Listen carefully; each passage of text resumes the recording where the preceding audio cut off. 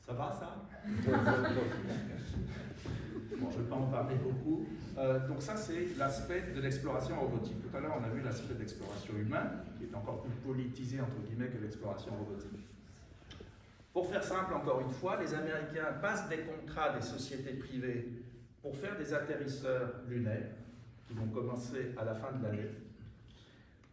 Pour Mars, donc vous voyez, Mars, c'est là en bas, pour ceux qui ne voient pas. Donc en bas, c'est Mars. Pour Mars, c'est simple. Le gros programme qu'on fait avec les Américains, c'est le retour d'échantillons. C'est bien beau d'aller sur Mars et de faire des études sur place, c'est un peu difficile. Il vaut mieux ramener les échantillons et occuper les scientifiques pendant un demi-siècle et plus avec les échantillons de l'Apollo, comme on l'a fait. Les Chinois, eh ben, qu'est-ce qu'ils ont fait? En 2019, ils ont atterri sur la face cachée de la Lune, ce que personne d'autre n'avait fait avant. Déjà pas mal. Moins d'un an après, ils ont reposé une sonde lunaire et ils ont ramené des échantillons sur Terre. Excellent. Donc, ils font déjà mieux que les Américains du point de vue robotique. Parce que les petits atterrisseurs ici américains privés, ça n'a rien à voir avec une mission de retour d'échantillons comme fait les Chinois. C'est vraiment un ordre de magnitude au-dessus. Bon, il y a tout un programme en préparation. Comme nous, avec les Américains, on a un programme de retour d'échantillons qui devrait, si tout va bien, mais tout ne va pas aller très bien, on va les avoir en 2031 et encore. Les Chinois ont dit, ben nous, on va les ramener en 2028. Voilà. Et il y a fort à parier que ça puisse se faire. Voilà. Les Russes s'y remettent aussi, difficilement. On travaille avec eux sur plusieurs années à l'UNICEUR avec des instruments européens. On a le programme ExoMars qu'on fait avec les Américains. Et il y a un tas d'autres pays, donc l'Inde, le Japon, y compris les Émirats arabes unis, qui se lancent maintenant sur des atterrisseurs, et Israël aussi d'ailleurs, sur des atterrisseurs donc lunaires. Donc tout le monde s'y met. Voilà. C'est vraiment de la géopolitique, tout ça. C'est pas juste faire plaisir à quelques scientifiques. Hein. C'est pas, on n'est pas dans le même registre, hein, en tout cas. Voilà. Pour vous le prouver, ben, c'est très simple. Donc, M. Nelson, le nouvel administrateur de la NASA, lui aussi, hein, il avait l'écran à peu près à 40 cm devant lui quand il a parlé aux membres du Congrès. Et ben, il a montré la photo du rover martien qu'on fait atterrir les Chinois sur Mars. Vous l'avez sûrement entendu. Et ben, il a dit aux membres du Congrès, regardez ce qu'ils sont en train de faire. Donc cette photo dit tout sur ce que je vais essayer de faire passer comme message, c'est de la géopolitique. Bien, et ben nous on est où? Alors nous on est là. Ça c'est les dépenses budgétaires pour le programme de l'Agence spatiale européenne depuis 30 ans. En milliards, ça c'est 1 milliard par an. 1 milliard par an, ça fait beaucoup par rapport à la maison de Patrice Goldberg que je ne connais pas, mais ça fait beaucoup. La moitié. Il faut que j'accepte. Donc voilà, on voit un petit sommet là. C'était l'époque où il y avait de la politique positiviste entre guillemets en Europe, quand il y avait le programme Hermès, quand il y avait le début de la Station spatiale internationale, les premières études, etc., les politiques ont dit « Ah bah tiens, ça peut être intéressant pour nous aussi ». Bon, c'est assez vite retombé, Hermès a été arrêté, etc. Depuis, ça a un petit peu... Bon, il y a eu des montagnes russes, voilà. Aujourd'hui, on est à 700 millions par an de budget, donc de l'ESA pour le programme dont je m'occupe. 700 millions, on parlait de comparaison tout à l'heure, Geoffroy en parlait. 700 millions par an en Europe, c'est 3 jours de gaspillage alimentaire. Donc on ne coûte pas beaucoup quand même. J'espère que vous avez tous mangé tous les sandwichs qui étaient là. Bon. Ce qu'on va essayer de faire, donc au prochain Conseil des ministres, c'est d'augmenter ce budget à nouveau vers des milieux un petit peu plus historiques qu'on avait il y a 30 ans. Donc c'est pas beaucoup.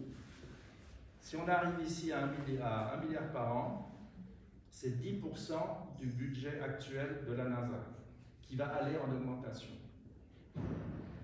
Bon, maintenant, je vais vous montrer ce qu'on fait avec. Alors, il y a à peu près 5 ans, je ne vous aurais pas montré ça. Je vous aurais parlé de la station spatiale, ça tourne autour de la Terre, on a nos astronautes, ils s'amusent, etc. Bon. C'est pas vrai, ils font de la science. À partir de maintenant, donc 2023, 2024, eh ben, c'est la Lune et c'est Mars. On a déjà une sonde autour de Mars, mais on a donc un programme lunaire, cette fois-ci quasiment intégré avec la NASA. Je vais en parler un tout petit peu plus après. Donc un programme lunaire pour aller vers la Lune, rester autour de la Lune avec, on va revoir tout à l'heure, le Gateway qui est donc une station orbitale circumlunaire, et de quoi aller sur la Lune aussi nous-mêmes. Et pour Mars, j'ai déjà mentionné, on fait le retour d'échantillons martiens, plus l'année prochaine, la mission ExoMars. Donc il va essayer de découvrir la vie in situ sans ramener d'échantillons.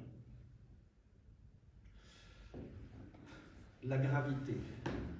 Alors si vous voulez savoir plus sur la gravité, il faut acheter le MOOC 1. C'est bien expliqué. Il m'a demandé de mentionner au moins 2 fois pendant. Sinon, je ne vais pas m'en cacher. Alors, donc, ça, c'est la fusée SLS, Space Launch System. C'est à peu près équivalent à la Saturn V, donc des missions Apollo. Pour faire simple, ça fait 3000 tonnes. 90% c'est du carburant. Donc on a beaucoup parlé d'énergie et de problématiques d'aller lancer quelque chose en orbite. Ça ressemble beaucoup à ce qu'il y avait de propulseurs pour la navette américaine. Ils ont un petit peu copié. Et maintenant, qu'est-ce qu'ils ont inventé? Ils ont inventé Apollo. Donc, voilà. Donc, tant mieux pour nous, parce qu'on leur a dit, chiche, on va faire partie de votre programme. Et donc, ça c'est le vaisseau Orion qui est fait par les Américains avec, quand ça marchera au début de l'année prochaine, pour le premier vol sans astronaute. Il y aura 4 astronautes donc à bord quand ça fonctionnera bien. Tout le système de propulsion, de support vie, des télécoms et la partie énergétique, c'est fait en Europe. Dont une partie en Belgique. Oui, la Belgique fait partie de l'Europe. Non mais je veux dire, par rapport à Orion. Par rapport à Orion. Alors, il y a même une partie qui est faite hors de l'Europe, en Angleterre. Donc, je ne dois pas dire ça parce que l'ESA, c'est pas l'Union européenne. Alors, donc ça c'est très important. Alors ça c'est évidemment une image de synthèse. Voilà ce qui est la réalité aujourd'hui. On est en train d'assembler la fusée et ce qu'on va mettre au-dessus à Cap Canaveral. Malheureusement, le premier vol a été repoussé normalement au mois de février l'année prochaine, mais ça va partir. Donc, ça va être l'événement de l'année prochaine. Refaire décoller 3000 tonnes à partir de Cap Canaveral, c'est pas arrivé depuis 1972, avec la dernière mission Apollo 17. Voilà. Alors, ce vaisseau, il va aller où? Il va aller autour de la Lune, et autour de la Lune, on va commencer à construire la station Gateway, donc une station circumlunaire, bien plus petite que l'ISS, que la Station Spatiale Internationale. Bon, les plans actuels de la NASA, qui sont un tout petit peu compromis, mais ça c'est la partie qui va à l'unir. Donc ça, il faut l'oublier, ça fait pas vraiment partie de la station. Ça c'est un élément de refueling, mais tout le système central là, avec 4 modules, l'Europe fabrique la moitié. Et d'ailleurs, c'est toute la partie pressurisée où on va être les astronautes, ce sera fabriqué en Europe. Là, on a bien joué parce qu'on a devancé les Japonais et les Russes. Parce que maintenant, il n'y a plus de place. Non, c'est sérieux, hein. Les Japonais ont mis un petit peu de temps. Et après, on leur a dit, ça y est, c'est fait quoi. Et les Russes, ils font un peu la tête, donc ils ne vont pas, pour l'instant, ils ne participent pas. Oui, ils font la tête, c'est simple. Les Russes, c'est quand même difficile pour les Russes de participer à une station orbitale lunaire pour aider les Américains à les rebattre une deuxième fois. C'est pas compliqué à comprendre. Pour la géopolitique, des fois, c'est ça. Alors, bien sûr. Un petit zoom, je ne sais pas du tout où j'en suis. Ça va. Le rythme est bon. Il te reste 42 secondes. Maintenant que la salle est chaude, je vais faire le sprint final. Donc ça, c'est la station, donc le gateway, il est parti. Donc on fait la partie centrale, donc l'habitat. On est gentil, les Japonais participent aussi, donc c'est bien. La suite. On fait aussi une partie qui est télécommunication et refueling de la station, donc il sera nécessaire parce qu'on va descendre sur la Lune à partir de cette station, on va remonter, on va refueler, etc. Ce qui est intéressant, c'est que les Américains n'avaient pas prévu de hublot. C'est assez curieux. Donc, effectivement, les astronautes sont très souvent des rats de laboratoire, mais c'est quand même dommage qu'ils ne puissent pas regarder à l'extérieur. Donc, nous, on va fournir tous ces systèmes qui vont leur permettre donc, de regarder à l'extérieur, qui est quand même un petit peu plus sympa quand on passe quelques semaines à tourner autour de la Lune. Voilà, la suite. La grande nouveauté, donc ça, ce sont des programmes qui sont décidés, financés. On va demander la continuité du financement au prochain Conseil des ministres en novembre l'année prochaine. On a des séquences, nous, de 3 ans. La NASA, c'est 1 an, nous, c'est 3 ans. On est à Bruxelles, la Commission européenne, c'est 7 ans. Bon. Alors, ce qui est important, c'est cette fois-ci, on veut faire bingo et on demande une augmentation budgétaire très significative aux États membres et on leur dit, c'est bien de travailler avec les Américains, parce que le problème, c'est que c'est eux qui décident ce qu'on peut faire. Et là, pour une fois, on va dire, nous-mêmes, on va décider d'une action et d'une activité significative, c'est-à-dire de faire un lander lunaire. C'est pas une petite bête, hein, c'est-à-dire que c'est même, ça c'est un petit peu, le bonhomme devrait être plus petit. Ça fait 3 mètres de haut et ça fait à peu près 5 mètres de haut. Ça fait 8,5 quand ça va être autour de la Lune. Et ça va être lancé par une fusée Ariane 6 avec un maximum de capacité. Donc, on va pouvoir lancer, opérer, atterrir et mettre dessus ce qu'on veut. Alors, ce qu'on veut, c'est pas compliqué. Pour cette mission-là, c'est à peu près 1 milliard. Bon, on va voir comment on finance. Voilà, donc nous, ce qu'on a dit aux Américains, on va, si vous atterrissez, quelle que soit votre solution technologique, dans le programme Artemis, 2 personnes sur la Lune, eh bien, vous n'avez pas de place du point de vue masse pour les pelles et les pioches. Eh bien, nous, on vous les amène. Et donc, on est capable d'amener jusqu'à 1,8 tonne de matériel pour que les astronautes puissent donc faire un programme scientifique correct, beaucoup plus élaboré que les missions Apollo et rester les nuits lunaires, c'est-à-dire 14 jours de nuit. Et pour ça, on leur dit, on vous le fait, mais ça a un prix. Ça a un coût aussi. Hein. Et le prix, c'est un astronaute européen sur la Lune en 2029. Voilà, donc ça, c'est la politique actuelle de l'ESA, c'est de dire, on fait un programme autonome qui peut soit servir à faire de la recherche scientifique pure et dure, ou alors de la logistique, ou les deux, avec un élément politique, le premier Européen sur la Lune en 2020. Je sais pourquoi tu souris.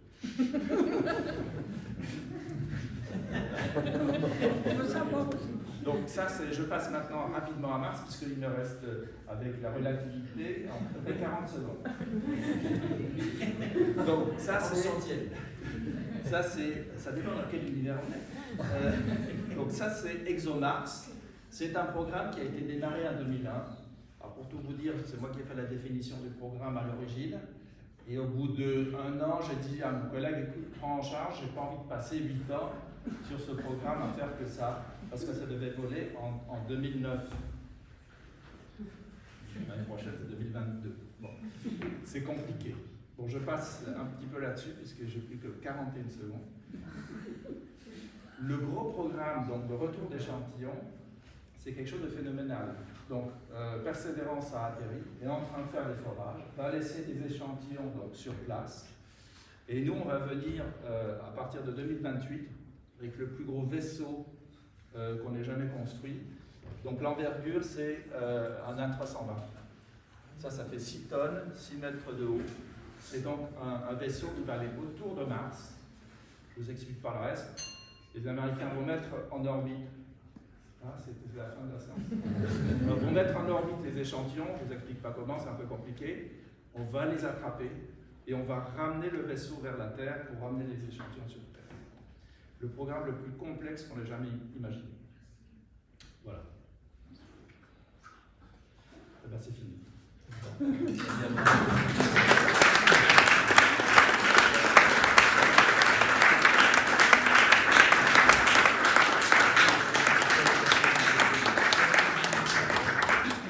Donc juste pour dire, quand c'est fini, c'est pas fini. On n'y est pas encore, mais voilà. Les objectifs, c'est quand même de s'établir sur Mars et de s'établir sur la Lune. Voilà, ça va venir, mais c'est un petit peu long. C'est tous les 20 ans, on dit que c'est dans 20 ans, mais bon, ça va être dans 20 ans. Ça valait la peine. Il y a une main qui est levée déjà, alors qu'il y a encore une oratrice. Dites-moi. Mais je voudrais poser une question au Dr Schmitt. Est-ce qu'il va y avoir une ville sur la Lune bientôt? Alors on va poser ces questions-là, mais on va peut-être d'abord donner la parole à notre troisième oratrice, parce que après ceci, après la troisième oratrice, nous avons tout un espace qui est prévu pour les questions-réponses. Donc n'oubliez pas de relever la main tout à l'heure, et il va, d'ici là, il a un quart d'heure pour ça, pile poil, il a un quart d'heure pour ça, pour répondre, pour réfléchir à la réponse qu'il va pouvoir vous donner. D'accord? Alors, maintenant, notre dernière oratrice, il s'agit de Sarah Batout, elle est belge, elle est biologiste, elle est chef de l'unité de radiobiologie au Centre d'études nucléaires belge, ça se trouve à Mol. En 2018, elle a été récompensée par le prix Peace Space, et elle a séjourné, notamment à plein d'endroits, bien entendu, pas que là, mais aussi à la fameuse station Reine-Élisabeth, vous savez, c'est en... J'ai dit quoi? Ah, pardon. Princesse Elisabeth, évidemment. Ça se trouve en Antarctique, c'est la station belge de recherche en Antarctique. Et donc, pourquoi? Parce qu'elle fait des études sur la santé en milieu extrême. L'espace, c'est un peu un milieu extrême. Et donc, elle fait des études là-dessus. Elle a été en Antarctique et maintenant, elle est ici pour vous. Sarah Batout, s'il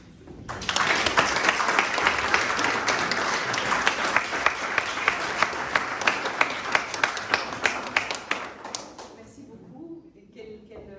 Soirée. C'est vraiment un immense honneur d'être avec vous ce soir et de pouvoir vous présenter un peu un autre aspect qui n'a pas encore été fort développé, c'est quid de l'homme et de la femme dans tout cela. Donc, je vais vous parler un petit peu de la santé des astronautes, en fait, des défis au niveau de la santé des astronautes en vue des missions qui nous attendent vers la Lune et vers Mars. Et je ferai une petite entourloupe vers l'Antarctique et vous expliquer un petit peu ce qu'on a fait comme recherche et en quoi en fait l'Antarctique est un excellent modèle, un analogue des conditions extrêmes que l'on peut rencontrer sur Mars. Voilà, merci. Alors on a une soixantaine d'années de connaissances, on a accumulé une série de connaissances sur des missions spatiales de courte durée, depuis la première orbite de Yuri Gagarin, dont on a fêté les 60 ans en avril cette année. Depuis lors, en fait, les missions sont de plus en plus longues, elles étaient de quelques heures, quelques jours à quelques mois, et les missions typiques au jour d'aujourd'hui dans la Station spatiale internationale sont d'environ 6 mois à 1 an pour les astronautes européens, américains et russes. Mais ce qui nous attend, ce sont des missions encore plus longues, des missions avec éventuellement un village lunaire, avec des missions vers la planète Mars, et donc ce sont des missions qui dureront plusieurs mois, voire plusieurs années. Donc nous avons une série de connaissances accumulées concernant l'effet des conditions spatiales à long terme et l'impact que cela a sur le corps, et on va les voir ensemble dans quelques minutes. Mais on n'a pas énormément d'informations sur les effets à long terme, les effets de longue période, de longue durée face aux conditions spatiales. Donc, la plupart des données que l'on a, ce sont quand même des données à de courtes périodes d'exposition de quelques jours à quelques semaines. On sait que les missions vont devenir de plus en plus longues et donc il faut bien se préparer, bien comprendre ce qui se passe au niveau du corps humain. On a parlé plusieurs fois du Gateway, de cette passerelle donc, qui serait le premier vaisseau spatial qui nous permettrait d'explorer le système solaire. Ce seront des missions spatiales qui seront au départ qui ne seront pas habitées, puis qui deviendront habitées et qui seront les missions les plus lointaines qui n'ont jamais été tentées. Et toutes ces missions, d'abord, comme on a parlé du village et de missions autour de la Lune, circumlunaires, ce seront aussi des missions qui seront d'un terrain d'essai en vue des missions et des défis plus difficiles vers Mars. Et l'obstacle majeur est en fait ma spécialité, c'est tout ce qui concerne les radiations, les rayonnements. Et les radiations sur Terre, les radiations sont vraiment un des obstacles majeurs en vue des futures missions vers la Lune, vers Mars, on va en parler plus en détail. Mais il faut savoir aussi qu'au niveau de la santé et au niveau du corps de l'astronaute, en fait, les conditions spatiales, on parle du stress spatial, c'est vraiment une combinaison très complexe de différents facteurs, qui sont une combinaison de stress physique et de stress psychologique. Le stress physique, on a parlé de la pesanteur, de la microgravité et des changements de champ de gravité. Lorsqu'un astronaute va se retrouver sur la Lune, avec une force de gravitation qui est 1/6 de ce qu'on a sur Terre, ou sur Mars, 1/3, il y a des effets sur le corps, et on va voir ça dans quelques minutes. Les rayonnements cosmiques, en fait, surtout dans l'espace profond, en fait, sont vraiment un défi énorme pour la santé, puisqu'on sait que les rayonnements, en fait, vont induire un impact au niveau du matériel moléculaire, de l'ADN qui est constitué dans toutes nos cellules. Un impact qui va être parfois très difficile pour les cellules du corps humain, en fait, à réparer de manière tout à fait efficace et sans commettre d'erreurs. Alors en plus des radiations, en plus de la pesanteur, on a aussi toute la partie microbienne de notre corps. Nous avons notre microbiome qui correspond à 400-500 grammes de bactéries à l'intérieur de notre corps, dans nos intestins, sur notre peau. Et ce microbiome a évolué avec nous, donc nous ne pouvons pas survivre en tant qu'humains sans la présence de ces bactéries.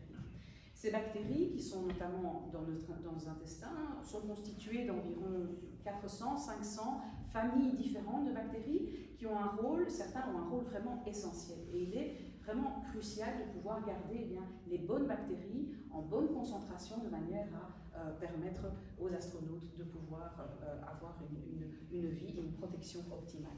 Et puis on a aussi sur la Lune les problèmes de poussière lunaire qui peuvent induire des problèmes d'infection aux yeux, infection pulmonaire, des problèmes au niveau du système immunitaire. Donc c'est aussi un souci, un stress physique dont on doit aussi s'occuper. Puis il y a les stress psychologiques. Comment on va réagir mentalement un astronaute lorsqu'il ne voit plus la Terre, donc lorsque la distance entre cet astronaute et la Terre augmente et que la Terre n'est plus visible, ça peut avoir un choc et un effet psychologique. Comment l'humain va réagir aux longues périodes d'isolement, les longues périodes de confinement, c'est assez difficile de prédire, même s'il y a énormément de tests qui sont effectués, mais de pouvoir prédire à l'avance comment un corps et comment un humain va réagir mentalement. Et puis comment aussi une personne va réagir à une forte charge de travail pendant une période relativement longue, et aussi comment l'humain va réagir à de fortes perturbations du sommeil. Donc les facteurs de stress liés aux vols spatiaux sont très nombreux, et en fait chaque humain est aussi un individu en tant que tel, avec ses sensibilités, sa résistance, et donc chaque humain va avoir en fait une réponse assez différente par rapport à ces différents stress spatiaux. Donc c'est très important aussi de réfléchir en termes de médecine spatiale à long terme à ce qu'on appelle la médecine de précision, la médecine personnalisée. Donc de vraiment prendre chaque astronaute en tant que, pas patient, mais en tant que personne, et de bien comprendre les différentes mutations génétiques que cette personne possède, et d'avoir tout en place pour éviter des problèmes supplémentaires au niveau de la santé. Alors, ici c'est une slide, en fait, pas pour vous faire peur, mais en fait ce sont les effets, ça reprend en fait les effets des conditions spatiales sur la santé. Et ces effets sont relativement nombreux, et beaucoup de chercheurs en Europe travaillent en fait à essayer de contrecarrer, c'est ce qu'on appelle les contre-mesures, contrecarrer ces effets. Ça peut être des effets comme les effets de changement cardiovasculaire avec un affaiblissement de certains vaisseaux du corps, aussi une atrophie, une diminution de la taille du cœur qui ne va plus pousser contre la force de gravitation dans l'espace. Donc le cœur étant un muscle, se développe en fonction de cette force de gravitation et va diminuer en taille chez certains astronautes. On a aussi un mouvement de certains fluides du corps qui est plus vers la partie supérieure du corps, Donc ça peut induire des maux de tête par exemple, aussi une élongation de la colonne vertébrale avec beaucoup plus de liquide entre les vertèbres, donc un astronaute gagne quelques centimètres dans l'espace. On a aussi une dérégulation immunitaire. Une dérégulation immunitaire, c'est en fait le système immunitaire, c'est un peu, il peut être très très bien, et ça peut aussi être ça peut avoir des effets assez néfastes. Donc un système immunitaire qui fonctionne bien, il va reconnaître un agent infectieux, un pathogène, une bactérie pathogène, et va pouvoir développer une réaction qui va permettre de tuer ce pathogène. Mais un système immunitaire qui ne fonctionne pas très bien, et on sait que dans l'espace ça peut arriver, bien peut commencer par exemple à développer des allergies contre des substances contre lesquelles il n'a jamais développé des allergies dans le passé par exemple, ou des maladies auto-immunitaires. Donc un système immunitaire nous protège, nous défend, mais peut dans certains cas en fait se déréguler. On sait aussi que certaines bactéries et certains virus du corps se réveillent dans l'espace. Dans les conditions spatiales, en fait, certains virus, comme par exemple le virus de l'herpès, que 90% de la population porte, en fait, qui est... 90% pour les Français. Moi tout seul, là. Va se réveiller. Et donc ça peut être très ennuyeux d'avoir un système, d'avoir cet herpès qui se réveille. L'ostéoporose aussi, le vieillissement des os, notamment les os des jambes, est fortement accéléré dans l'espace. L'atrophie musculaire également, et puis le vieillissement de la peau. Donc il y a une série de changements qui ont lieu dans le corps, que l'on connaît relativement bien. Est-ce que ces changements vont augmenter, plus la durée de la mission va s'allonger?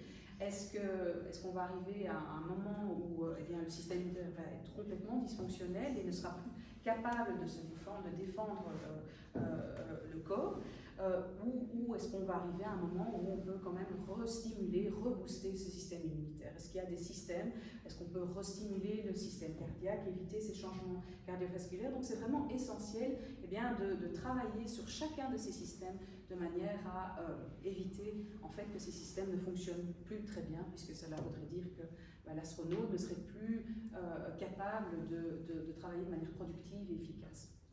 Il y a d'autres changements qui ont lieu, que vous voyez ici à droite, le péristaltisme intestinal qui est fortement ralenti, le risque de calcul rénal. Oui.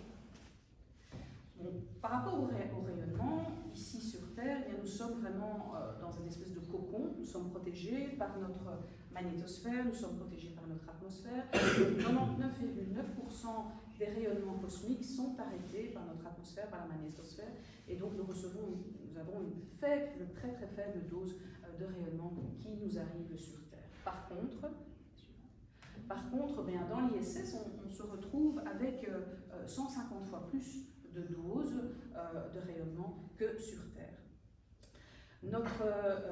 L'Institut pour lequel je travaille, le Centre d'études de l'énergie nucléaire, a une vingtaine d'années d'expérience. Donc ça fait depuis la première mission de Frank Lewin, l'astronaute belge Frank Lewin, depuis 2001, en fait que nous avons lancé la première expérience.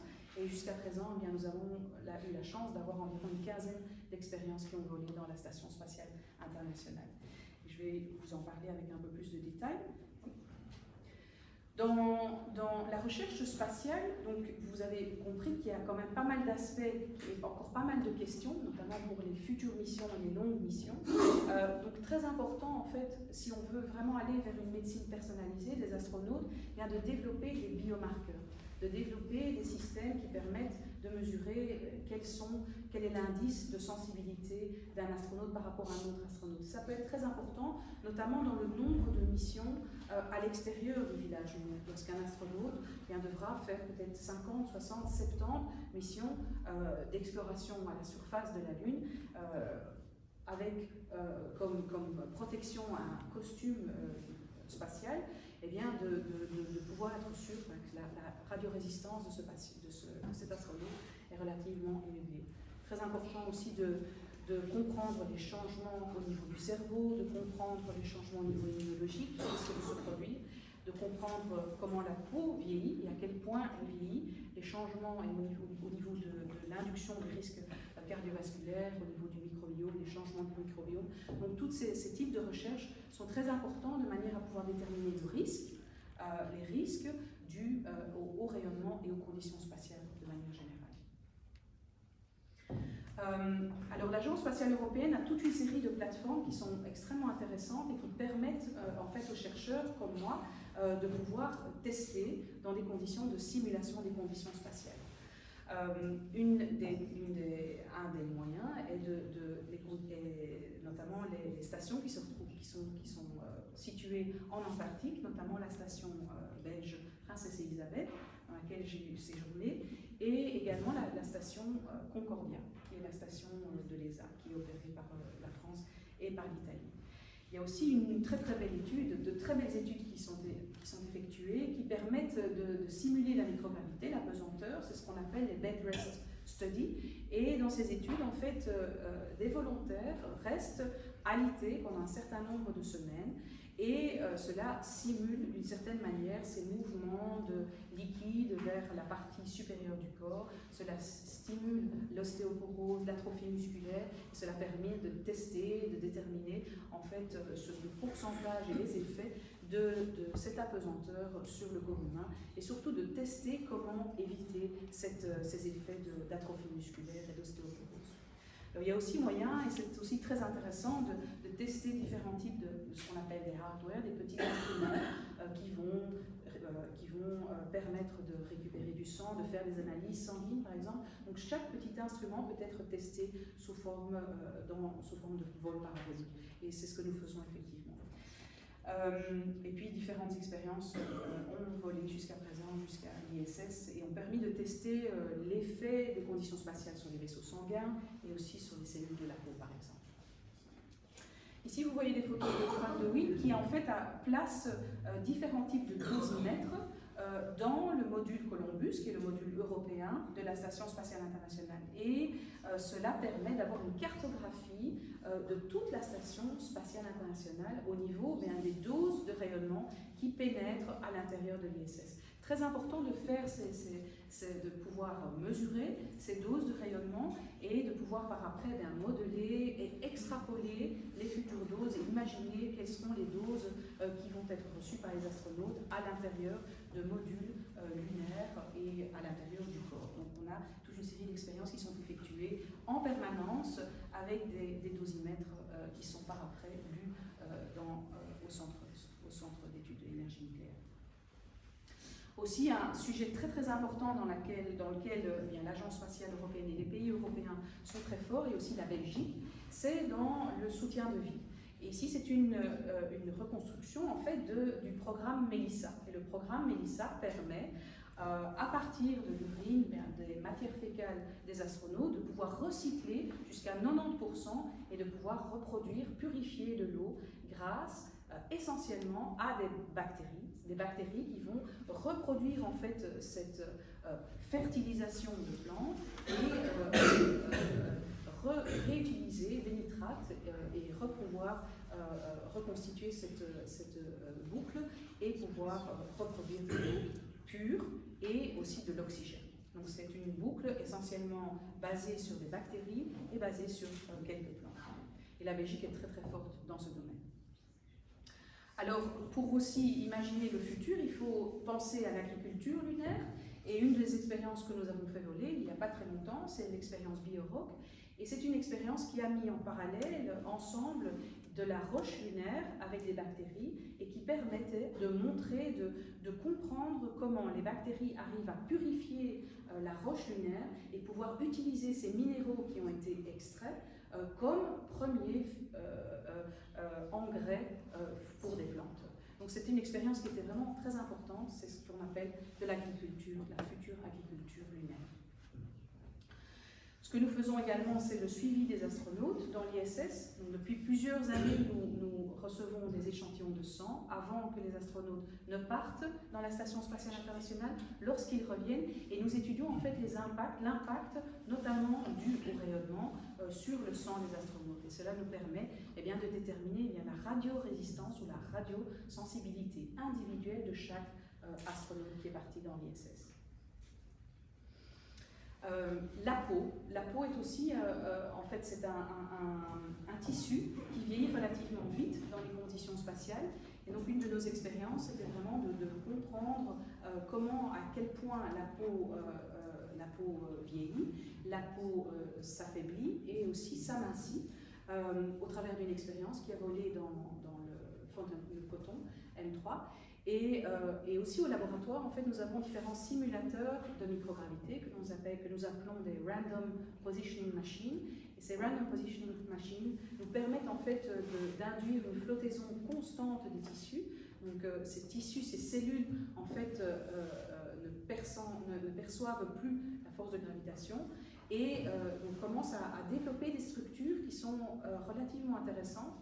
Et aussi, nous avons un projet de recherche en parallèle et en collaboration avec les Chinois, en fait, qui on espère pourra voler d'ici quelques années dans la station spatiale chinoise et qui s'appelle Tumors in Space et qui vise à comprendre en fait la structure en 3 dimensions que les cellules tumorales peuvent prendre parce que cette structure en 3 dimensions en fait est fort intéressante parce qu'elle est différente des modèles que nous avons sur Terre, des modèles de cellules tumorales, et cela permettrait donc de comprendre en fait comment tester différents types de substances, de médicaments chimiothérapeutiques, mais aussi d'avoir un meilleur modèle en 3 dimensions qui représenterait au mieux une tumeur.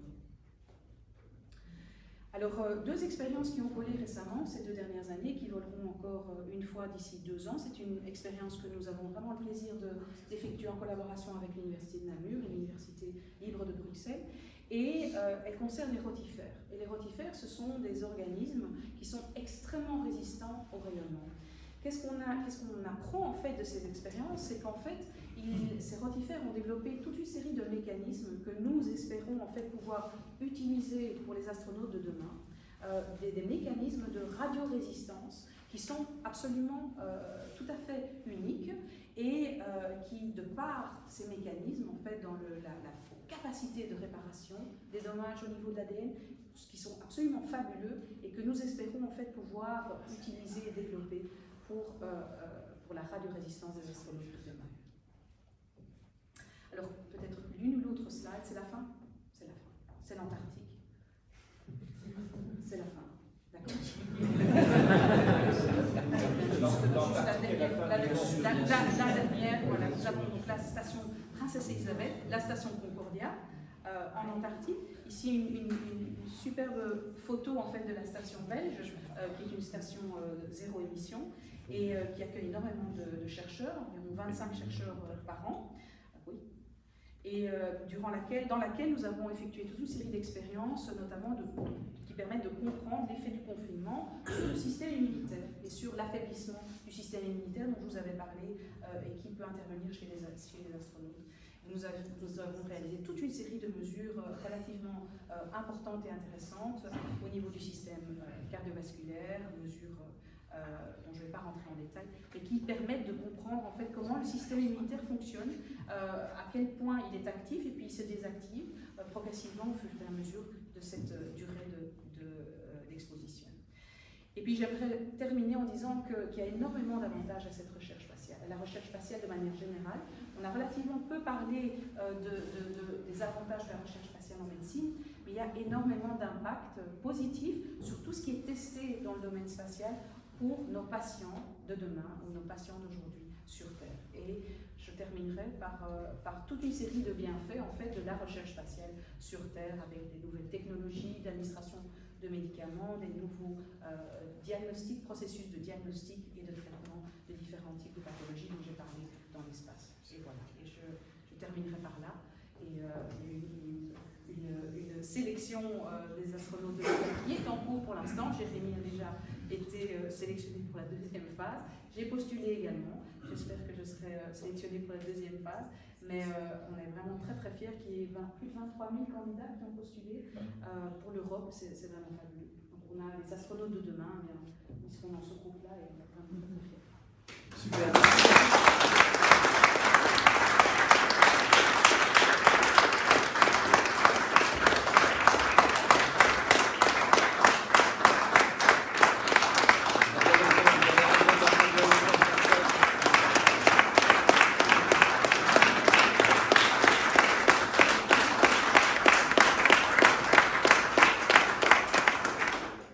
Il y a du niveau, hein. essayer d'aller le plus rapidement possible pour pouvoir vous donner la parole. L'idée, c'est que vous leviez la main et que vous posiez vos questions à qui vous voulez. Je sais qu'il y a, j'en vois ici, je vois une madame là, je sais que monsieur souhaitait, les deux là ont déjà posé une question, donc ils ne sont pas prioritaires. Mais je ne sais pas que je la refuserai, mais je vais d'abord donner la parole à ceux qui l'ont demandé seulement ici et pas la précédente. Peut-être le monsieur qui avait levé la main tout à l'heure en premier et qui avait une question pour Didier, qui y a réfléchi, ça a été très très dur pour lui. Est-ce qu'il y a moyen juste de la répéter la question? Je suis tout nouveau dans le spatial, je voudrais savoir, le docteur Schmitt, est-ce qu'il va y avoir des villes sur la Lune? Est-ce qu'il va Il va y avoir des villes sur la Lune? des villes sur la Lune, Didier? Qu'est-ce qu'on a dit en 2600? Non, alors, pour faire très simple, l'intérêt de retourner sur la Lune, il est géopolitique, vous l'avez compris, il est évidemment aussi scientifique. L'intérêt de se poser et de rester quelque part sur la Lune est relativement limité.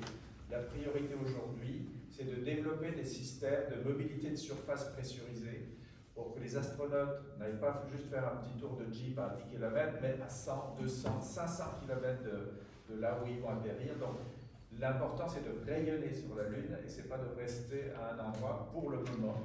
Après, plus tard, si on trouve effectivement les moyens d'extraire de l'eau, de l'électrolyser, il faut de l'énergie pour ça, etc. Donc, on compte sur SCKSN pour nous faire une centrale nucléaire et sur place. Et donc là, effectivement, il y aurait peut-être un intérêt à se focaliser à un endroit, mais pas pour les 20 prochaines années. Très bien. Vous avez constaté la réponse brève. Très très bien. On fait des progrès à vitesse intersidérale. Madame, pardon, madame. Bonsoir. Bonsoir. J'ai deux questions. Je vais commencer la première pour Madame Batou. Oui. Question un petit peu provocatrice. Je parle en tant que femme, médecin, chercheuse qui est hébergée en Antarctique. J'ai adoré votre présentation sur la recherche. On sait qu'il va y avoir de plus en plus de femmes, peut-être une européenne sur la Lune. Malheureusement, un peu comme sur la Terre, la recherche souvent exclut les femmes. On en sait un peu moins sur justement le comportement, enfin, comment le corps d'une femme réagit à l'espace. Comment est-ce qu'on va. Et on sait que les femmes ont des problèmes différents, elles ont moins de problèmes de syndrome neuromusculaire, plus de problèmes de perte de connaissance au retour. Comment est-ce qu'on va rattraper ce retard alors que justement l'agence veut envoyer, et va envoyer, j'espère, plus de femmes? Excellente question. Alors que les autres sont nuls, mais celle-là est bonne. Je présente. Ah, il y a Didier qui veut absolument prendre la parole, car le mâle doit prendre la parole. Absolument. Absolument. Non. Sarah, tais-toi. Je profite de l'occasion de la question. Très pertinente question. J'ai eu une télépathie quantique qui m'est venue de derrière, je ne sais pas trop où, par là. Vous présentez le livre Terminus Antarctique. Et on a Écrit par un certain Didier Schmitt. Oui, mais ça c'est important. Avec une contribution donc, de Carole qui a passé 14 mois à la station Concordia, que j'ai eu la chance de visiter. On s'est retrouvés. Tu imagines bien tout l'effort que j'ai fait pour te retrouver. C'était quand même assez long. Il a fallu plusieurs mois pour te voir 4 jours. Mais bon, voilà. Donc, Terminus Antarctique, c'est ça. Il y a moyen peut-être de dédicacer tout à l'heure aussi, hein, d'accord? Et maintenant la réponse peut-être de Sarah. Oui, effectivement, c'est pas une question évidente. Hein. Je suis vraiment très très contente d'abord par rapport aux 23 000 candidats de la prochaine sélection européenne. Je ne sais pas combien de femmes. 24%. 24% exactement. Ok, ce qui est quand même une forte progression par Ce rapport qui est déjà beaucoup mieux qu'avant. Avant c'était 15. 15%. Ouais. Oui, donc ça c'est déjà une forte progression. Mais effectivement, il y a déjà au niveau de la quantité, du pourcentage de femmes qui postulent, il y a déjà relativement moins de femmes qui osent postuler pour ces postes-là. C'est déjà extraordinaire que vous ayez été en Antarctique et que vous ayez passé un an. Enfin, je pense qu'il n'y a pas tellement de femmes qui postulent en fait comme médecin pour aller en Antarctique. Donc il y a déjà une quantité. C'est pas les capacités, pas les compétences. C'est vraiment pas ça. c'est vraiment d'oser. Je pense qu'il y a vraiment... Je pense que l'ESA a fait un énorme effort pour stimuler tout le monde, hommes, femmes, à postuler pour cette sélection. En tout cas, c'est ma perception. La sous-question était aussi sur le fait qu'on étudie évidemment comme la santé des astronautes, mais beaucoup des hommes astronautes. Et donc, voilà, donc c'était aussi cette question-là qui était importante. Il y a des différences. Il y a des différences au niveau de la réponse du corps entre une femme astronaute et un homme astronaute. Il y a des différences et effectivement, on a un problème de statistiques, ces différences sont relativement mieux étudiées puisqu'il y a beaucoup plus une grande proportion d'astronautes masculins que d'astronautes féminines. Donc effectivement, on a moins de données. Comment est-ce qu'on va rattraper notre retard? Didier, c'est toi qui dois répondre. Il va le faire. C'est vrai, c'est politique. Oui. J'ai répondu déjà en 2005. En 2005, on a fait ce que tu as mentionné, un bed rest, donc les aliments prolongés. On avait fait un programme donc avant avec des hommes, on a alité pendant 3 mois donc, dans ces conditions-là pour étudier donc, toute la physiologie derrière. D'ailleurs, Jérémy est un des scientifiques qui étudie ce genre de phénomène en ce moment. Et d'ailleurs, en plus, il va l'air en partie très bien. Alors, en 2005, j'ai proposé qu'on fasse des études aussi sur les femmes. On fasse les mêmes études sur les hommes et sur les femmes. Alors, on m'a dit non, ça coûte beaucoup d'argent, c'est pas la peine de dupliquer les choses. Juste une petite parenthèse, c'est pas que dans le spatial le problème. Oui, non, c'est pour toute une série d'autres recherches où la pharmacologie, tout ça, c'est masculin, quoi. Les effets secondaires, Et donc, je suis allé vers le comité scientifique, parce que j'ai responsable du programme de recherche à l'époque, qui m'a dit, c'est pas la peine. Et bien, j'ai passé outre. Et en 2005, on a fait une étude sur 25 femmes, donc exactement comme chez les hommes, et évidemment, on a trouvé des différences significatives. Ça a été repris, j'ai quitté mes fonctions après, pas trop, mais ça continue maintenant, on fait maintenant les hommes et les femmes. Jérémy, tu peux aussi témoigner là-dessus. Oui, enfin, j'ai la même remarque, c'est-à-dire que quand je reçois des données d'astronautes, là on a une expérience où on a 8 sujets, et sur les 8 sujets, il y a une femme. Et on sait qu'il y a des différences entre les hommes et les femmes, et donc après, si on veut faire des statistiques, comment est-ce qu'on fait s'il y a une différence? Est-ce qu'on sait qu'il y a des différences inter-individuelles? Est-ce que c'est dû à une différence inter-individuelle? Est-ce que c'est parce que c'est une femme? On ne sait pas, c'est impossible. Et donc, on a un vrai problème au niveau statistique pour avoir des bons résultats avec ça. Là, donc tu disais, il y a eu un bed rest qui a été effectué avec uniquement des femmes. Il y a une étude qui vient d'être lancée il y a une semaine, je crois, à Toulouse, où on a une autre expérience, c'est de l'immersion sèche, c'est aussi un autre moyen de simuler la micropesanteur, à nouveau qu'avec des femmes. Je sais que l'Agence spatiale européenne fait beaucoup d'efforts pour... maintenant, on a un bed rest qui a été lancé il n'y a pas longtemps, où on étudie l'influence de la gravité artificielle, où on voulait avoir 50% d'hommes, 50% de femmes. Et le problème, à nouveau, c'est un problème aussi pour les sélections astronautes, c'est que c'est très difficile de sélectionner des femmes.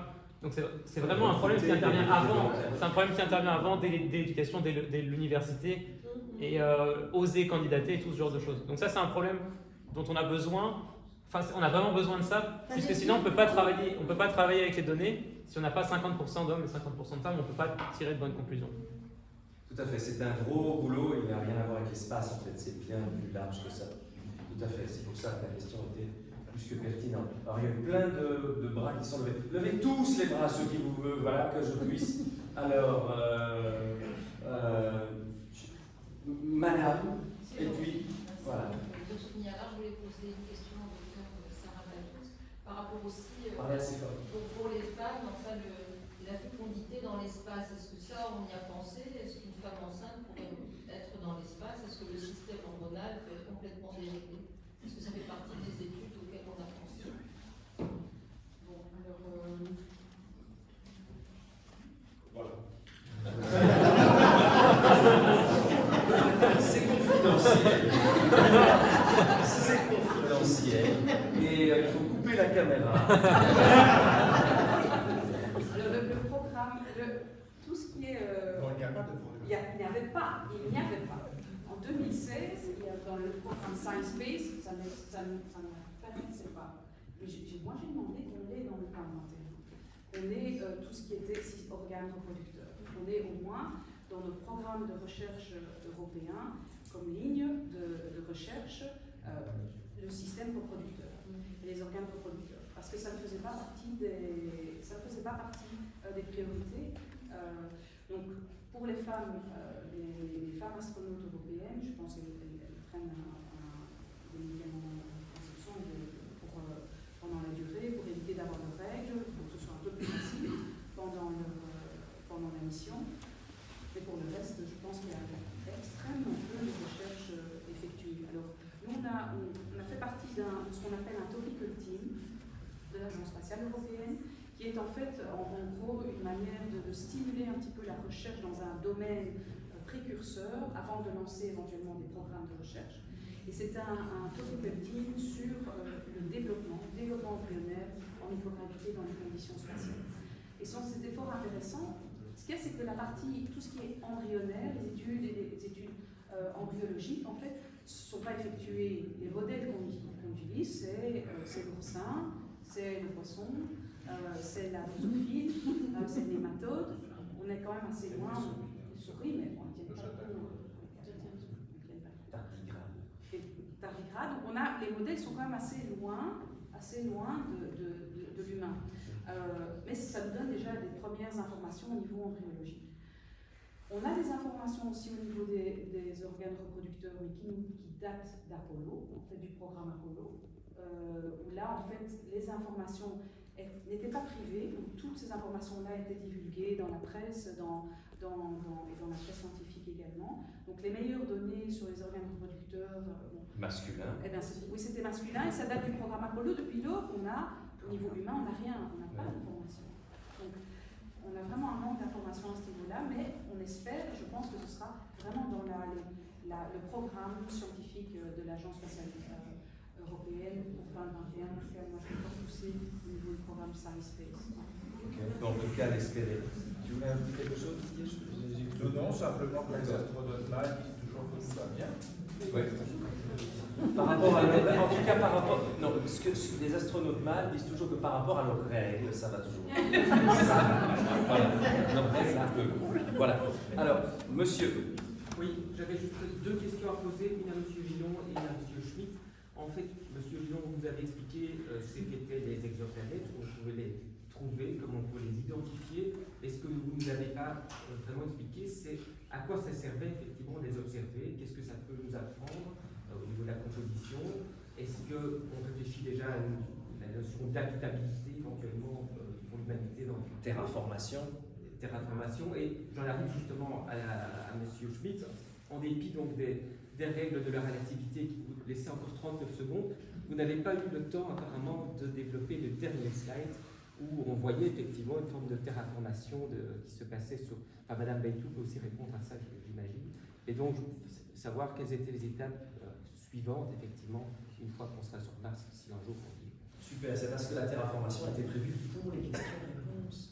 C'est ça, il a tout prévu. On va commencer peut-être par Michael. Oui, mais au niveau des exoplanètes, l'intérêt c'est de déjà comprendre leur fréquence, comment elles se forment, comment les systèmes planétaires évoluent. Maintenant, on voit les étoiles vraiment comme un système beaucoup plus complexe. On sait qu'elles se forment avec un disque tout autour dans lequel vont se former les planètes.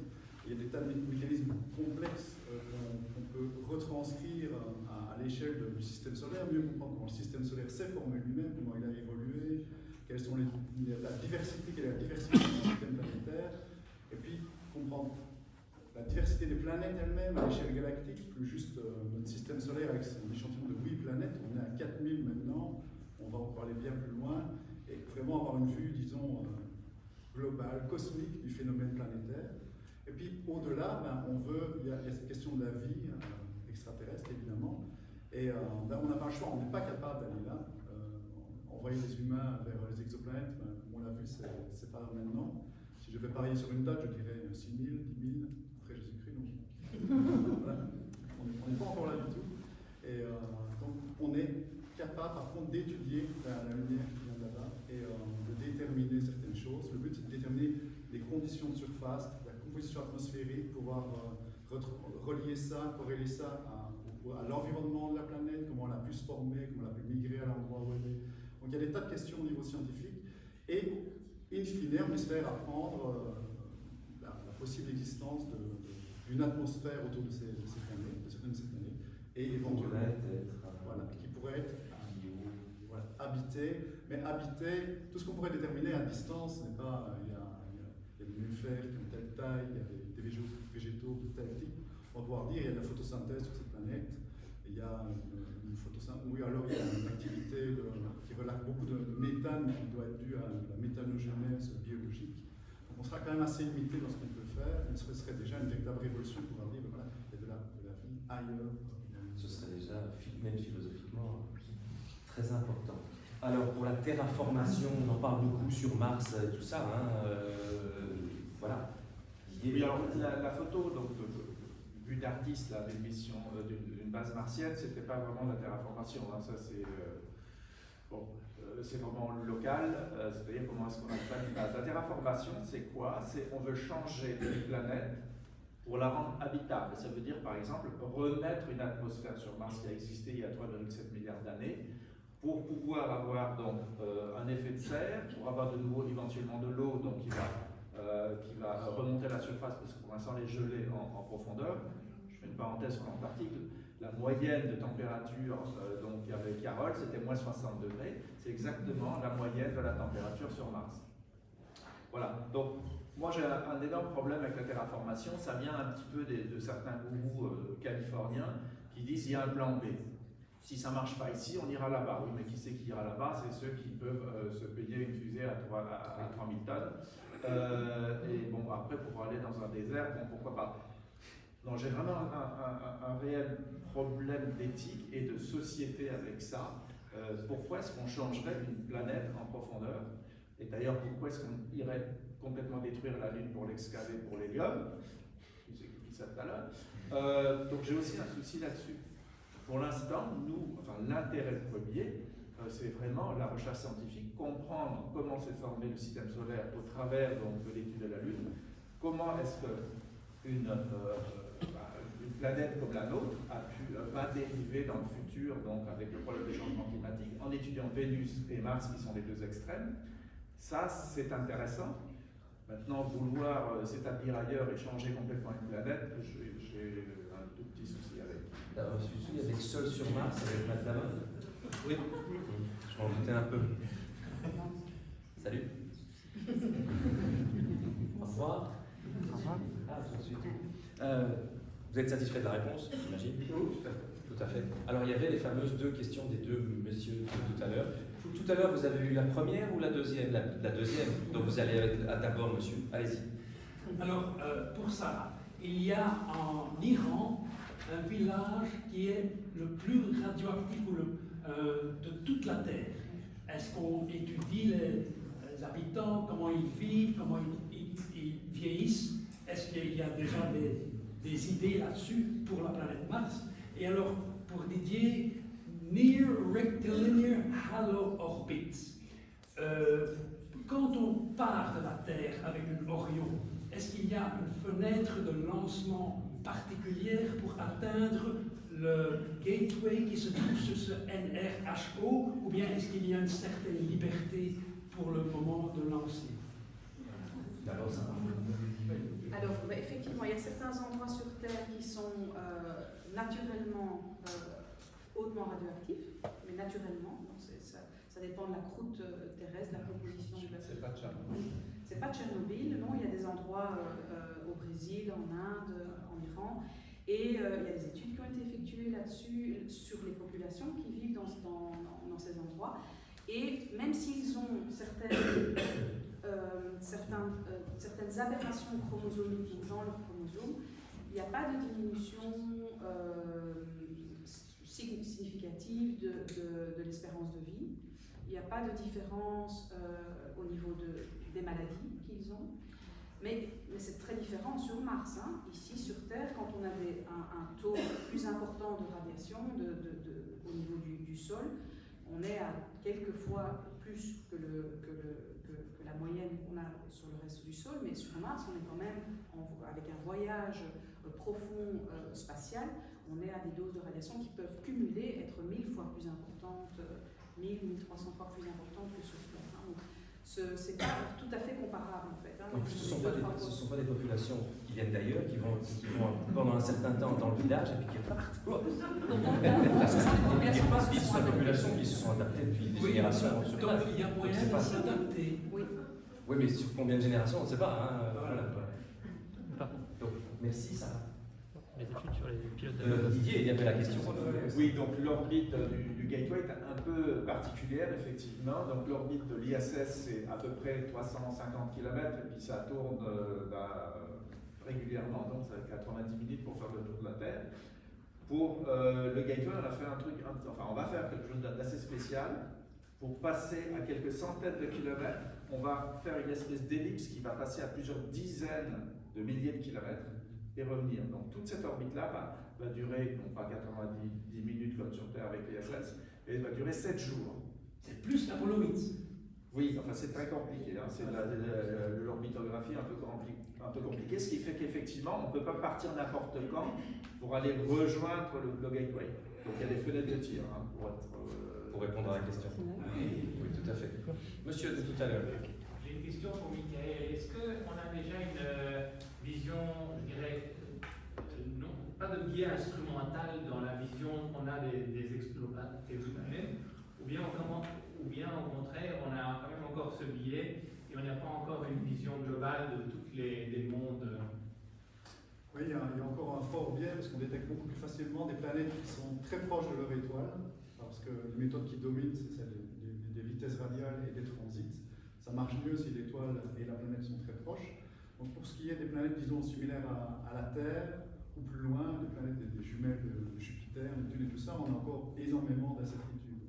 Donc on a, par exemple, il y a la mission Gaïa qui va nous informer sur la fréquence des planètes similaires à Jupiter. On a déjà des estimations, on sait que c'est déjà assez rare. Hein. Les jumeaux du système solaire, on sait que maintenant c'est quelque chose comme 5% maximum des étoiles qui ont un système similaire au nôtre. Mais on a beaucoup d'inconnus. Et plus on va vers des planètes qui sont petites, plus c'est difficile de les détecter, donc plus nos inconnus sont grands. Donc le biais est encore très fort. Et c'est plus facile aussi de détecter des planètes, notamment dans les zones que je décris, si l'étoile est toute petite. Pour les étoiles plus grosses, on a beaucoup d'inconnus.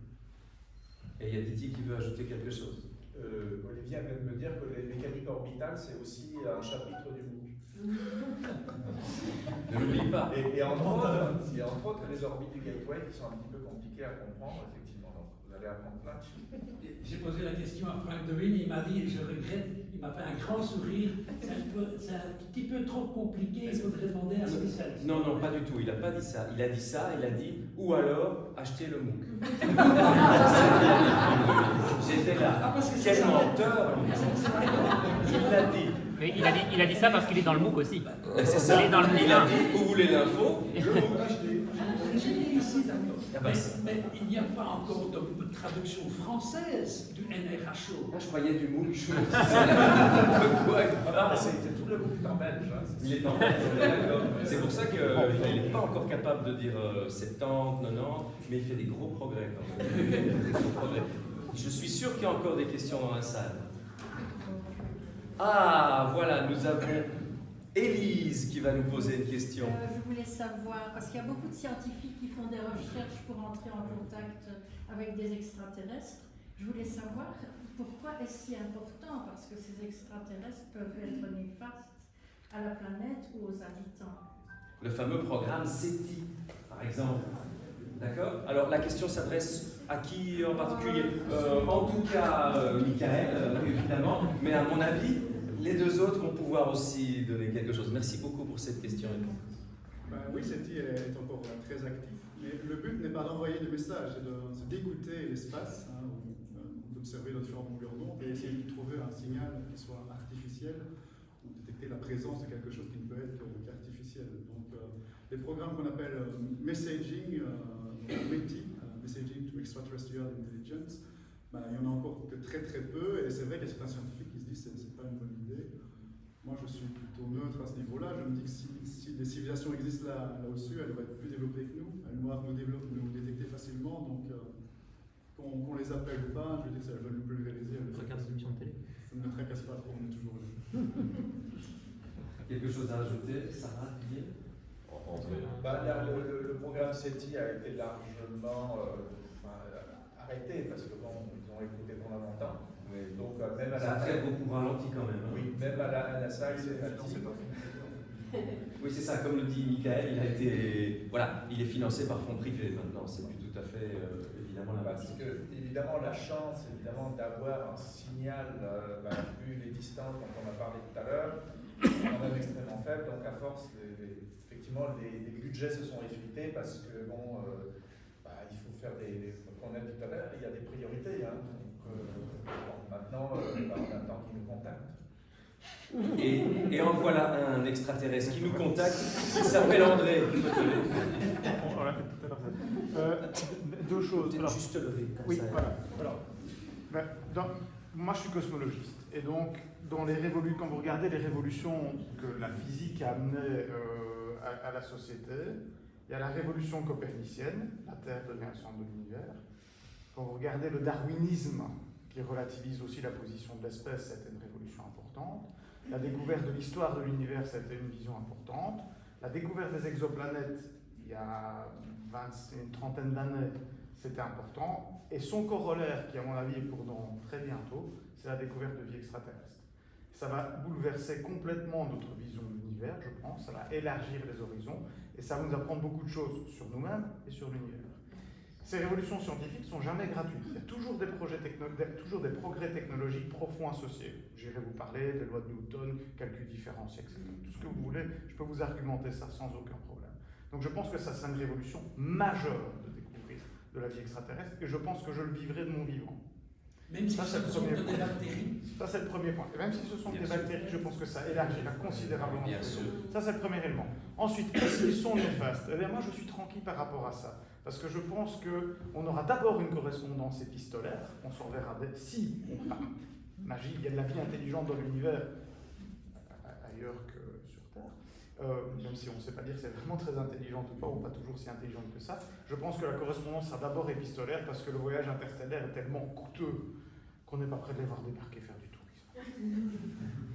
Tourisme, c'est intéressant, tiens, ici, on va peut-être parler de tourisme spatial, mais on n'a pas énormément de temps non plus, il est 21h30 quand même, donc on n'a pas énormément encore de durée. Simplement, s'il y a encore des questions dans la salle, ok, il y a Carole qui a envie de reprendre, il y a monsieur qui a envie de reprendre, levez tous la main ceux qui voudraient encore une question. 1, 2, 3, là-bas au fond, ok, on est ok, ce sont les 3 dernières questions. Ouais, mais lui, il n'a pas le droit. Donc, ok, il y a 1, 2, 3, 4 questions. On est ok, après c'est adjugé, on n'en parle plus. Que celui qui veut poser une question le dise maintenant, se lève maintenant, ou se taise à jamais.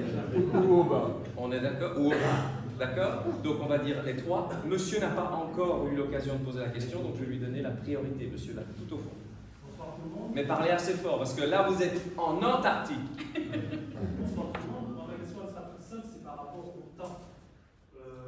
Est-ce qu'aujourd'hui les scientifiques ont trouvé une solution pour justement permettre qu'on puisse passer de la Terre à, je ne sais pas quelle planète, de manière très rapidement? Parce que ça reste vraiment un problème.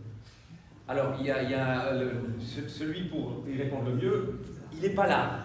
Il est là. C'est André. Très rapidement, en fait, le voyage à la vitesse de la lumière a à une vitesse élevée, proche de celle de la lumière, a 2 intérêts.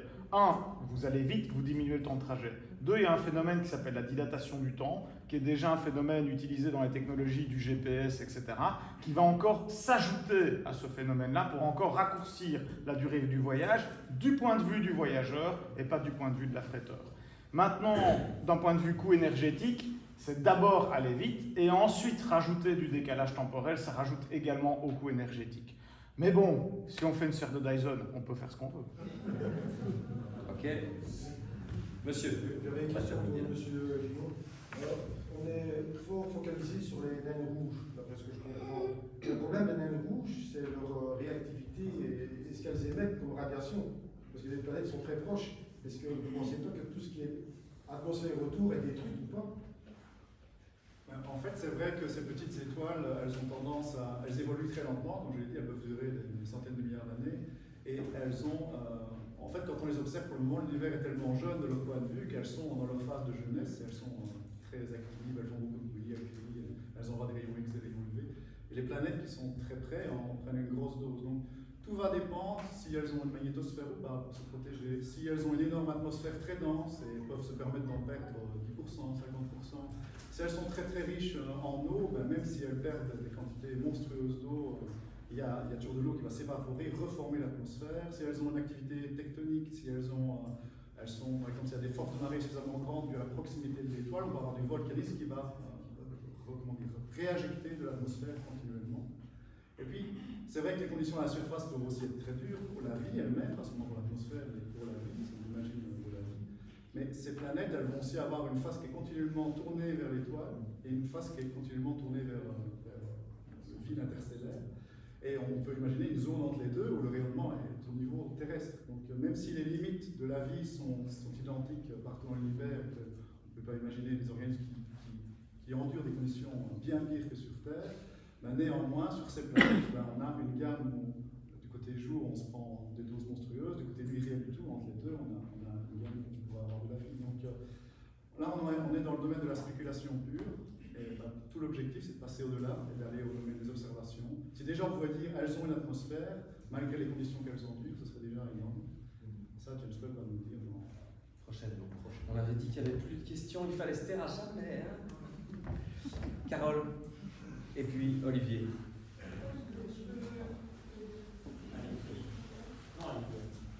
Question pour Didier Schmitt aussi. À propos de géopolitique, je pense qu'on est tous des passionnés ici dans la salle. Non, rien à faire, ça se voit tout de suite. On a peu parlé du fait qu'il fallait vraiment fédérer les civils, enfin, les gens qui se connaissent un petit peu moins, vraiment un peu comme le programme Apollo justement.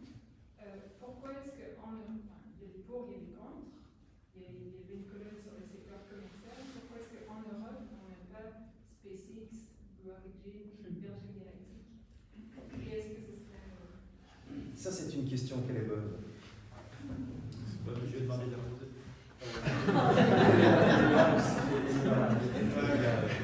Donc, effectivement, alors pourquoi on n'a pas j'ai parlé un peu des gourous tout à l'heure, c'est un peu ça, c'est le milliardaire qui s'ennuie et il va se dire il va faire un truc de génie.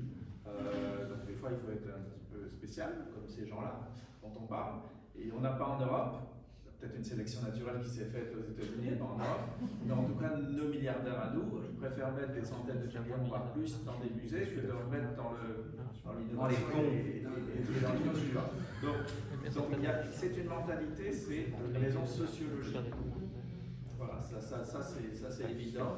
Après, est-ce que c'est bon ou pas bon? Évidemment, quand on a des entreprises privées américaines qui font ce genre de choses, on abaisse les coûts. Et c'est exactement ce que la NASA voulait faire en 2011 puis en 2015, donc avec des actes présidentiels pour rendre tout le système plus commercial et d'extraire la NASA de ces choses-là, parce que la NASA, elle fait le SLS qui coûte 3 milliards par vol, hein, pas rien, c'est beaucoup de fois ta maison. Mais si SpaceX, par exemple, fait le Falcon Heavy, qui fait à peu près la moitié donc de l'envol de la mise en orbite, c'est-à-dire 70 tonnes en orbite basse, alors que le SLS le mettra à 140, et ben c'est 5 fois moins cher quand on le fait de façon commerciale, en étant un peu innovant, par rapport à un programme étatique. Donc c'est ça le gros avantage que je vois, et c'est là qu'on a un problème. Et le problème pour nous, il est très simple, c'est que même Ariane 6 est encore bien trop cher par rapport au programme américain privé, parce qu'on a une difficulté à faire à plusieurs pays des choses pas chères, et donc il faut réinventer aussi, et ça on en est conscient, mais on ne sait pas faire, il faut réinventer aussi le programme des lanceurs européens, sinon on n'y arrivera pas, parce qu'on va simplement perdre toute possibilité concurrentielle par rapport aux Américains. Donc l'enjeu, il est là. C'est une autre géopolitique. Si on est obligé de financer constamment les programmes européens pour qu'ils puissent être à peu près à la hauteur donc des Américains, c'est-à-dire c'est quand même un peu pour la PAC, hein, c'est-à-dire on finance politique agricole commune. On finance l'agriculture en plus pour qu'elle soit compétitive avec d'autres. Et on fait exactement la même chose avec les programmes des lanceurs. Et c'est ça qu'il faudrait qu'on change. Donc on est à la recherche de nouvelles idées, de nouvelles pépites, de nouvelles personnes qui peuvent donc... S'il y a un milliardaire ou deux dans la salle, qui est européen, voire belge, ça intéresse Didier, et moi aussi, il y a des travaux dans la maison. Alors, j'ai juste quand même, il y a un monsieur un tout petit retardataire, petite question s'il vous plaît, mais c'est vraiment la dernière, et puis la toute dernière sera pour Olivier. C'est gentil, merci. Enfin, je ne sais pas si c'est une petite question, c'est deux petites questions. Oh là là là là. Il va y avoir le retour de la lapidation en Belgique.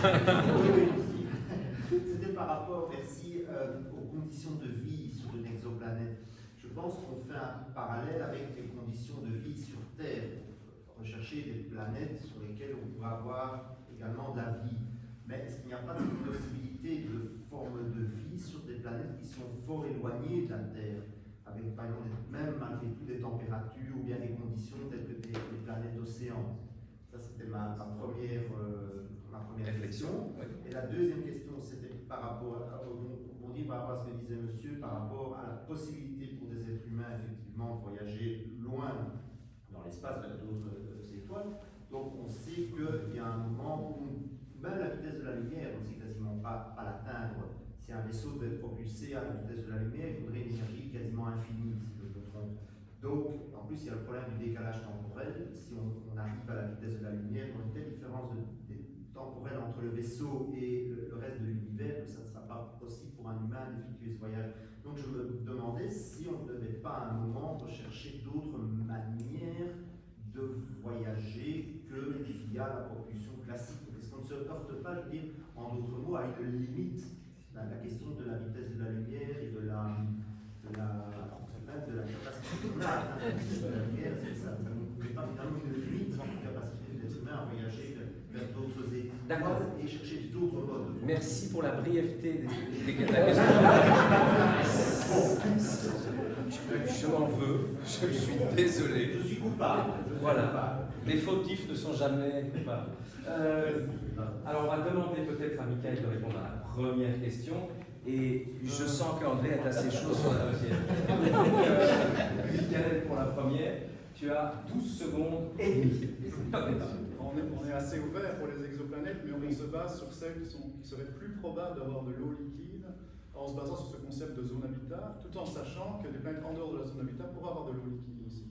Mais on va vraiment d'abord se tourner vers celles qui sont les plus probables, et tout en sachant que si on étudie d'autres corps, on va avoir des surprises. Maintenant, il est aussi possible qu'il y ait de l'eau liquide sous une croûte ou sous une planète qui soit totalement couverte de nuages ou que sais-je, avec un effet de serre monstrueux qui soit en dehors de la zone habitable. Mais là, on ne pourra pas étudier vraiment en détail ces planètes, surtout s'il n'y a pas d'atmosphère, si l'eau est sous une croûte. Je dépasse complètement les 12 secondes, mais tout ça pour dire qu'on va aussi aller regarder, on va chercher les clés en dessous de la lumière, en dessous du phare en fait, en dessous de la lampe de rue, avant d'explorer toute la rue, parce qu'on va d'abord se baser sur ce qu'on connaît, avant de se tourner vers l'inconnu total. Merci Michael. La parole est à André. Moi, j'ai fondé une chaire de voyage interstellaire à l'Université de Namur, ça c'est original. Alors, la question est très pertinente, et en fait, il faut bien avoir une lecture. La lecture énergétique qu'on vous a donnée du voyage interstellaire, elle est valable pour toutes les solutions que vous voyez circuler, celles en physique spéculative et les autres. Ce qu'on a parlé aujourd'hui avec Roland, c'est voyager vite, à une vitesse proche de la lumière, c'est très énergivore, et c'est la seule solution en physique non spéculative. Si vous allez chercher les trous de verre, les distorsions de l'espace-temps, le warp drive, les trucs supraluminiques, etc., c'est non seulement de la physique spéculative, mais en plus, quand on fait le calcul, parce que c'est aussi ma spécialité de faire des modèles alternatifs de la gravitation, c'est encore plus cher d'un point de vue énergétique. Encore plus cher. Et le voyage supraluminique, ça ne sert à rien, puisqu'il y a la dilatation temporelle, et donc le seul intérêt du voyage supraluminique, si toutefois c'était possible dans les lois de la physique, c'est pour fonder un empire galactique.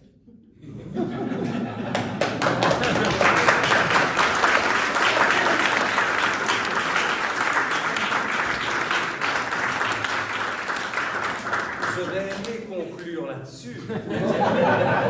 Mais il y a la question d'Olivier. C'est même une double question pour Didier, il peut répondre par deux. Première question. Est-ce qu'on a bien trouvé de l'eau sur Mars? Et ma deuxième question, c'est est-ce qu'il y a encore de l'eau au bar? Alors, d'abord Mars. Alors pour le Oui, non. bar, non, pour le bar, il faut mettre de l'eau dans le bar. Alors pour Mars, l'eau, il y a de l'eau de façon massive. Oui, oui. Massive.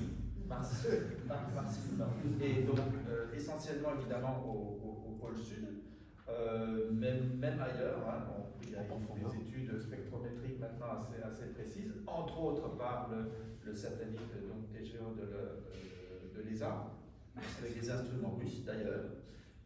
Donc c'est évident qu'il y a énormément d'eau qui reste encore. Il y a quelques années, on pensait que c'était à des dizaines de mètres, des kilomètres. En fait, non. Ça affleure à certains. Si je peux me permettre, la vie n'est peut-être pas si loin, en fait. Non. Alors, nous, je n'ai pas eu le temps d'en parler, le projet ExoMars, son originalité, c'est d'aller forer à 2 mètres. À 2 mètres, toutes les radiations donc, qui peuvent complètement casser l'ADN et d'autres signaux biologiques en surface, eh ben, sur 2 mètres, on ne peut pas trouver grand-chose. À partir d'1,5 mètre, il est fort possible qu'on trouve quelque chose. Ça veut dire qu'en principe, le forage que font maintenant les Américains, on ne trouvera pas de vie, en principe. Le forage qu'on fait nous, il y a toutes les chances, s'il y en a une, qu'on trouve quelque chose. Ça, c'est une belle conclusion aussi. Merci beaucoup à tous les orateurs.